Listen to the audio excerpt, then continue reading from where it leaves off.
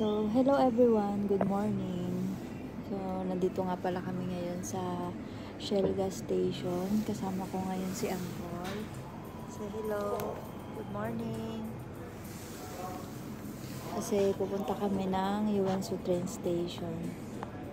May flight kasi kami sa Helsinki, pupuntang London. So, kaya gagamit kami ng train papuntang Helsinki. Bale, 4 hours yun. From Yuansu to Helsinki. So, yun.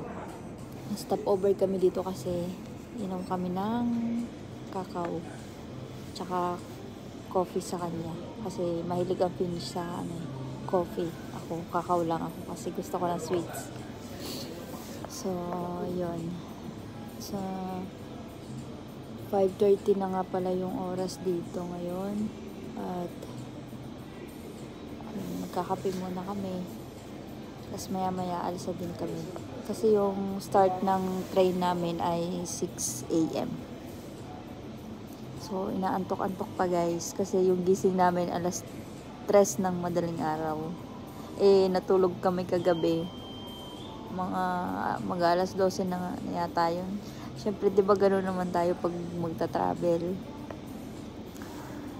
So, parang siyempre sa excitement, ang tagal matulog. Pero hindi ko alam, basta ganun. So, enjoy lang natin yung ating travel kasi start na ng aming winter vacation. Meron kasi kaming winter vacation sa trabaho Hindi lang yung mga estudyante.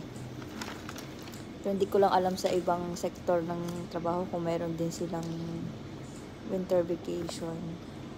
So, yun. 1 week yung aming vacations. Yan.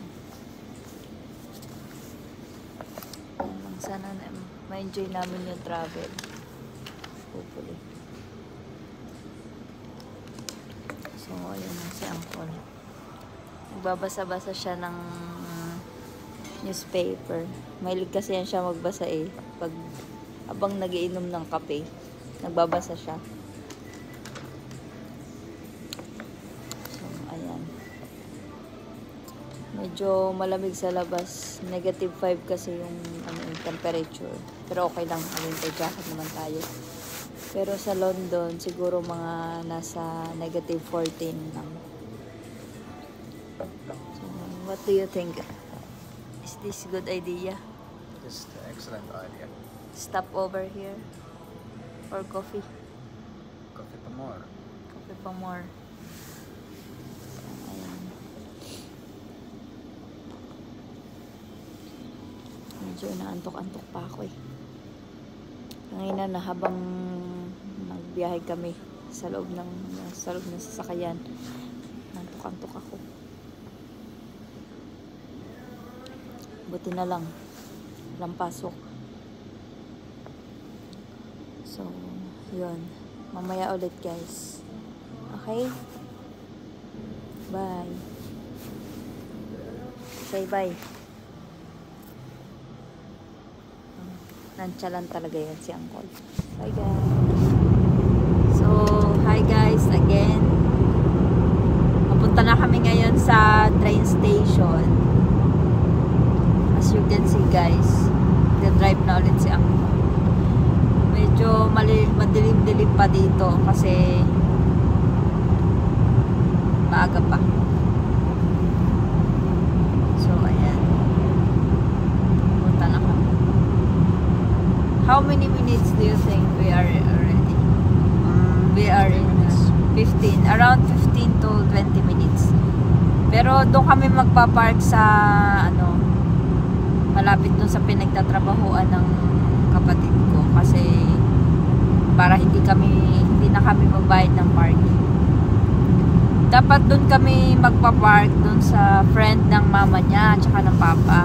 Kaso ang sabi daw ay hindi pwede kasi parang may ginagawa nung construction, parang ganun. So hindi kami makakapag-park dun. Kaya chinat ko yung kapatid ko na kung pwede makipark dun sa malapit sa kanila. Meron din kasi dun medyo malawak na parking space. So, yun. Doon kami makikipark. Wala. Nasa Galaan kasi kami ng 3 days. So, safe naman daw doon, sabi ng kapatid ko. Yun nga lang, may mga nagpa-park tuwing weekdays. Kasi meron, malapit kasi doon yung isang school ng adult, ganyan. Hindi ko lang alam, nakalimutan ko anong klaseng course. Basta meron daw doon nagpa-park tuwing Martes at saka Miyerkules. So, yun. Pero okay lang naman daw yan. Para makatipid din kami. Yun. Maglalakad nga lang kami ng siguro mga 10 minutes papunta sa mismong train station talaga. Pero okay lang naman. Sana hindi ganun kadulas kasi yung mga nakaraang araw positive kasi yung weather, temperature. So syempre natunaw yung snow, tapos ngayon negative na. Tapos mali pala yung sabi ko kanina sa unang video, yung temperature sa London, hindi yung negative 14 guys ha, positive 14. Yun, sorry, namali kasi ako dun. Syempre bagong gising, maaga pa kasi, so hindi pa nagsisink in lahat sa utak. So ayan,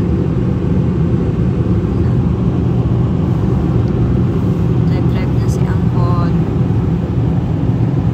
So yun, sana gabayan tayo ni Lord sa ating flight papuntang London. So ang start nga pala ng flight namin ay 2:25, tapos 3 hours siya papunta sa London. Yun. So bali nandun kami ng mga siguro alas 5 ng hapon. Yan, ganyan.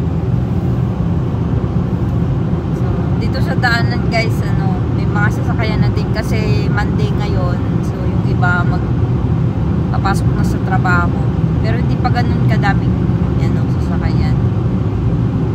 Ayos dito sa Finland kasi walang traffic talaga dito. Maganda dito mag-drive eh. Tapos 100 km/h. Dati sabi ko sa sarili ko, mas gusto kong mag-drive sa city sa town kasi doon hindi ganun kabilis. Pero ngayon sabi ko mas maganda pala mag-drive sa highway kasi straight lang, tapos smooth lang yung pagdadrive, ganyan. So naisingit pa nga yung pagdadrive. So yun, medyo malayo-layo pa kami, pero okay lang yan, makarating din tayo dun, basta safe lang lagi.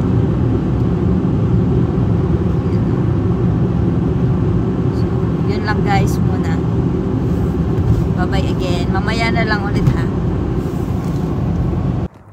So yun guys, na-park na namin yung aming sasakyan. So andyan,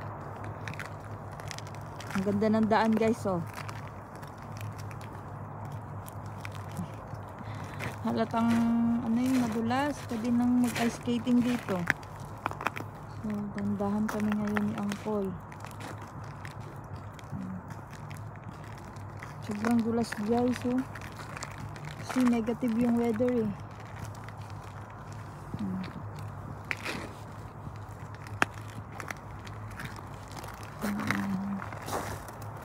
Walking na kami ngayon papuntang train station. So kailangan nating mag-ingat kasi medyo slippery dito. Yan. Thank you. Yan, tapos dito naman okay na. Hindi siya ganun madulas kasi asphalt na, as you can see guys. So, dilim-dilim pa. Do you think everything is fine? That's good. That's good. Let's go. Yeah. Let's go. travel buddy. Nag-aalala siya guys sa bag niya kasi baka daw pagbayarin kami. Pero hindi naman good size naman yung bag eh. Okay na yan, hindi yan. So, ayan. Madilim pa dito. Lamig na yun ah. So, yan, lalakad na kami. So, yan yung ano ko, outfitan. So, ayan. Full gear tayo ngayon guys. Kasi malamig. Mahirap na. Baka sakitan ng tiyan. Wag naman sana. Lagi kasi ako sinasakitan ng tiyan eh. Pag sobrang lamig. Pero syempre, meron naman tayong panlaban. Ang Katenko at efficacent oil. Lagi yan dala-dala. Hindi yan mawawala sa lahat ng travel. Syempre, nagkakaedad na tayo guys. Kailangan natin ng mga panglaban. So, ayan. Lalakad na kami. Buti hindi ganun kadulas dito. Dito kasi siguro, pag may araw kasi, tapos dito nakatapat. So, syempre, kaya wala masyadong snow. Pero, dun guys, oh, sa daanan ng sasakyan, hindi yan tubig guys. Snow yan. Yellow yan na matigas. So, ayan. Lalakad na kami. So, yan. Yan yung ano ko. So, ayan. Mamaya na lang ulit guys. Kasi medyo malamig sa kamay. Cellphone lang kasi yung gamit ko eh. So, ayan. Mamaya ulit. Bye-bye. So, guys, nandito na kami ngayon sa train station. Nakarating din. So, yan yata yung ano namin train. So, wala pa masyadong tao dito. Pero siguro pwede nang pumasok dun sa loob. Sobrang lamig, guys. Frozen na yun. Buti na lang may gloves ako. Si Uncle wala. Hindi na daw niya kailangan kasi hindi naman daw ganun kalamig sa ano pupuntahan namin. Pero ako, kailangan ko ng gloves. Punta muna kami ngayon sa ano, kioske. Tingnan daw niya kung bukas ba daw doon o hindi. Pag hindi siya open, babalik kami ulit doon. Medyo napaaga kasi kami eh. Not yet, right? Okay. So, yun. Kailangan namin bumalik. So, ayan. Nagdadatingan na din yung mga tao. Sakto lang yung punta namin. Yan si Uncle. Nag-check siya. Hindi ko alam kung anong chine-check niya dyan. Pero, yun. Yan. Ito na nga yun. Kaya namin. So, ayan yung ano.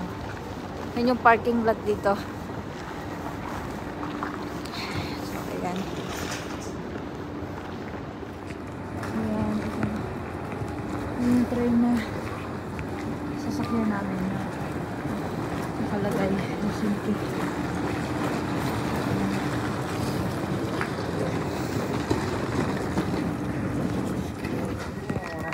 So, ayan. Pumunta na kami ngayon sa aming mga upuan. So, medyo malayo-layo pa yung amin. So, yan yung ano dito guys.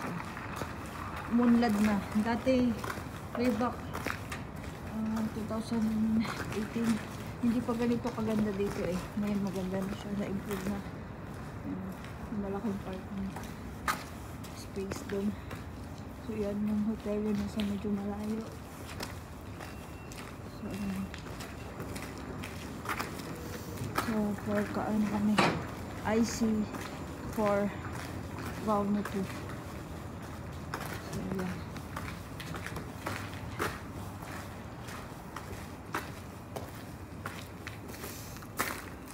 R2.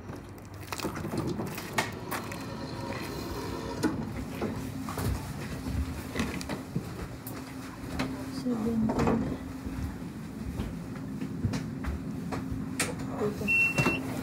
Wait lang guys.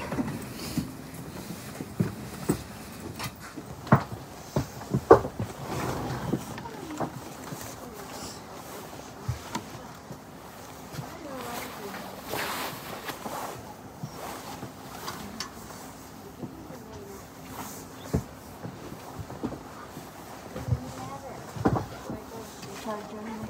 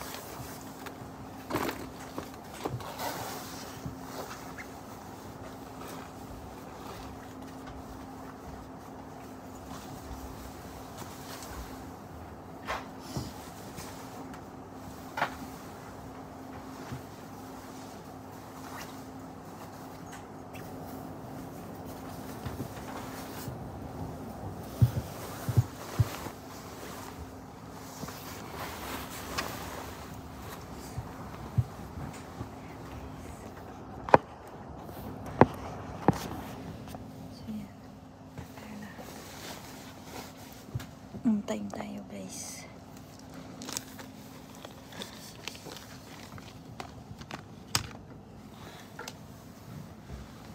Time tayo. Diyan. Ito. So ayan. Lagay na yung bag natin.